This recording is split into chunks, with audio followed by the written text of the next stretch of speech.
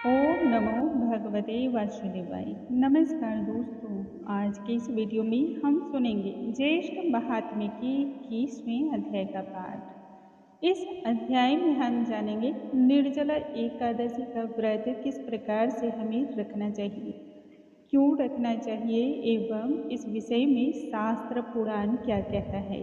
आइए श्री हरि के चरणों का ध्यान करते हुए आज के इस महात्म्य को हम आरंभ करते हैं।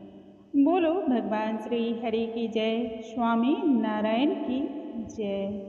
राजा प्रचार वर्ही के नगर पर आक्रमण जब राजा पुलिंदु ने किया, तब भगवान श्री हरि ने स्वयं ही अनेक रूपों को धारण करके अपने भक्त के प्राणों की रक्षा की तथा संपूर्ण नगरवासी को सुख प्रदान किया। उस समय राजा पुलिंदु अपने प्राणों की रक्षा करने हेतु युद्ध भूमि से भाग खड़ा हुआ। बार बार उसके मन में यह विचारधारा उत्पन्न होने लगी कि किस प्रकार से श्री हरि ने अपने प्रिय भक्त की रक्षा की है। आखिर एकादशी क्या है एवं इस व्रत की महिमा क्या है। मन में उठ रही विचारधारा इतनी तीव्र हो चुकी थी कि राजा पुलिंदु बीमार रहने लगे। शरीर पर मात्र चर्म शास्त्र रह गया था। एक दिन वह अपने राज्यपाट को पुत्र के हाथों सुपुर्द करके स्वयं जंगल की ओर चल पड़े। वहां जा करके वह निरंतर इस चिंतन में रहने लगे। शरीर धीरे धीरे गलने लगा था।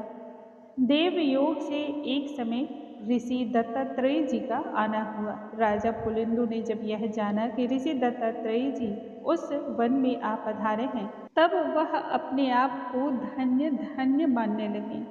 उन्होंने ऋषि के दर्शन किए एवं ऋषि से अपनी संपूर्ण वार्ता के विषय में कह सुनाया। कहने लगे, हे ऋषिवर, बड़े ही पुण्य कर्म मेरे थे जो आज आपके दर्शन हुए। मैं आपके दर्शन को पा करके धन्य हो गया हूँ। मेरे पूर्वज भी पुण्यशाली थे जो आज देवताओं के द्वारा भी पूजित चरण कमलों के आपके मुझे दर्शन प्राप्त हुए हैं। हे ऋषिवर, बस मुझे इतनी सी आप कृपा करें कि एकादशी का व्रत यह कैसा व्रत होता है एवं इसका विधान क्या है। एकादशी के विषय में जानने की तीव्र अभिलाषा को देखते हुए ऋषि दत्तात्रेय जी कहने लगे कि हे राजन, सुनो, मैं तुम्हें एकादशी व्रत की महिमा के विषय में बतलाता हूँ। दशमी के दिन प्रातः काल उठ करके शौच इत्यादि से निवृत्त होना चाहिए। काष्ठ की दातुन का सदा ही त्याग करना चाहिए और जो वृक्षों के पके हुए पत्ते गिर जाते हैं उन्हीं से दांतों की शुद्धि करनी चाहिए। पवित्र नदी में मंत्र का पाठ करते हुए पंचगव्य विधि से स्नान करना चाहिए। साफ स्वच्छ वस्त्र को धारण करके फिर अपने आराध्य देवता का ध्यान करें। ब्राह्मणों को भी ध्यान करके सभी को प्रणाम करते हुए अनुष्ठान ले इस बात का कि भक्ति पूर्वक आज मैं एकादशी का व्रत करूँगा। हे राजन, दशमी के दिन कुछ विशेष चीज़ों का भी ऐसे में त्याग करना चाहिए। दूसरे के यहाँ का अन्न, 2 बार भोजन, मांस मदिरा, छौड़ क्रियाओं को करने की क्रिया नहीं होनी चाहिए। शरीर में तेल लगाना भी इस दिन त्याग देना चाहिए। अल्प मात्रा में ही भोजन को ग्रहण करना चाहिए और अमिष पदार्थ अर्थात कि जो खाने योग्य पदार्थ नहीं है उन्हें त्याग देना चाहिए। इस तरह से दशमी के दिन प्रयत्न पूर्वक थोड़े से अन्न को भोजन के रूप में ग्रहण करें। रात्रि में कथाओं का श्रवण करते हुए जागरण करना चाहिए। दूसरे दिन सूर्य उदय होने से पूर्व ही पवित्र नदी या जल में स्नान करें। पूजा स्थल में संध्यादि नित्य कर्म को करें। एकादशी के दिन मन चित्त में किसी भी प्रकार का विकार उत्पन्न नहीं होना चाहिए। प्राकृत तथा भोग की वस्तुओं में मन को न लगावें। विष्णु सहस्त्र नाम का पाठ करें। तुलसी दल के द्वारा श्री हरि का पूजन संपन्न करें तथा विभिन्न प्रकार के मंत्रों के द्वारा जनार्दन भगवान का अभिषेक करें। औषधि, मिथ्या भाषण, शयन, स्त्री के साथ वार्तालाप, क्रोध, कटु वचन, असत्य वचन, अलाप तथा दांतों से दांतों को साफ करना, ये सभी चीजों का त्याग करना चाहिए। एकादशी का पूर्ण लाभ प्राप्त करने वालों को और निंदनीय कार्य नहीं करने चाहिए। प्रत्येक पहर में श्री हरि भगवान का पूजन संपन्न करना चाहिए। जागरण कीर्तन करते हुए सारे दिन को व्यतीत करें एवं रात्रि में भी कीर्तन करते हुए रात्रि को जागरण करते हुए उत्सव मनाना चाहिए। दूसरे दिन प्रातः काल जितनी देर तक द्वादशी हो उस शेष द्वादशी में भी भक्ति युक्त शुद्ध चित्त से पारण को संपन्न करना चाहिए। पारण यदि सही मुहूर्त पे आप नहीं करते हो तब भी पुण्य की हानि होती है, इसलिए प्रयत्न पूर्वक द्वादशी में पारण करना बहुत ही शुभ होता है।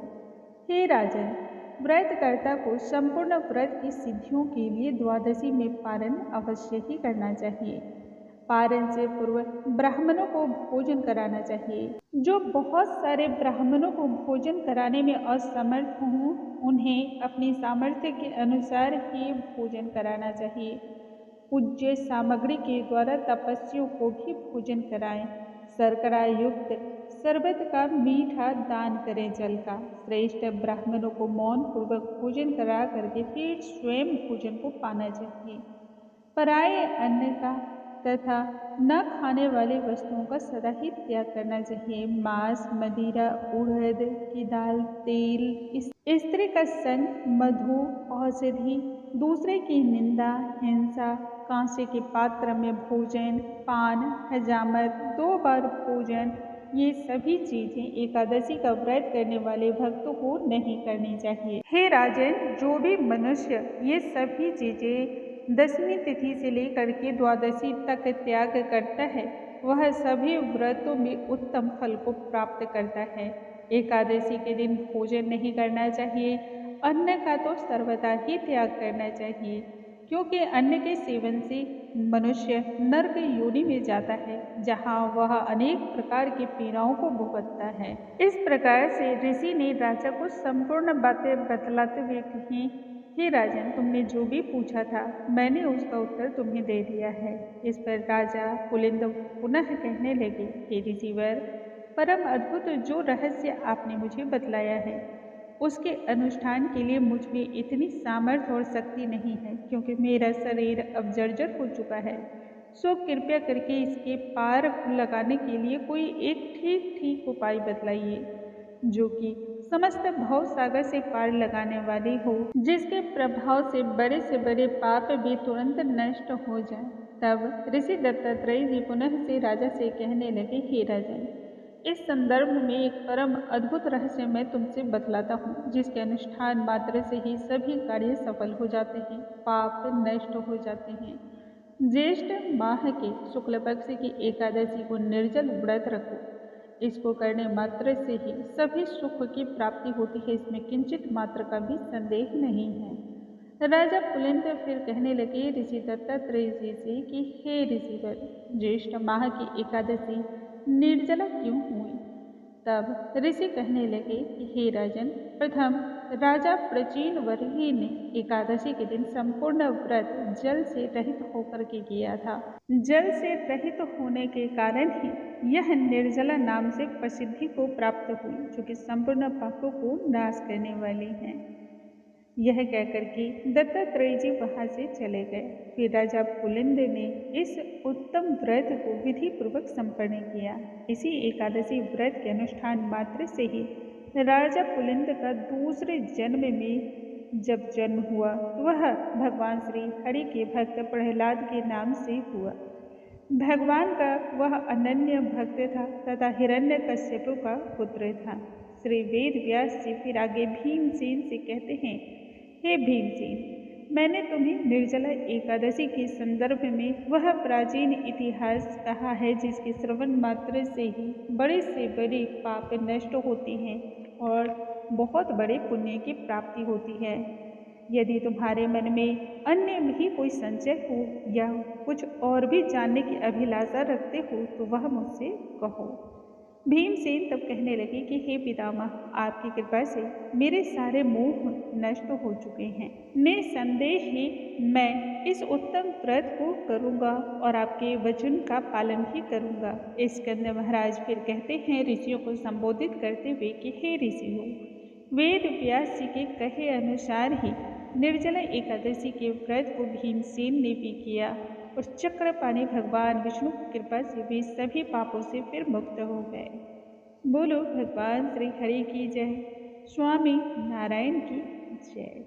दोस्तों, आज के इस वीडियो में हमने सुना ज्येष्ठ महात्म्य के 21वें अध्याय का पाठ। कल के वीडियो में पुनः हम मिलेंगे, तब तक के लिए नमस्कार। हरे कृष्णा, राधे राधे।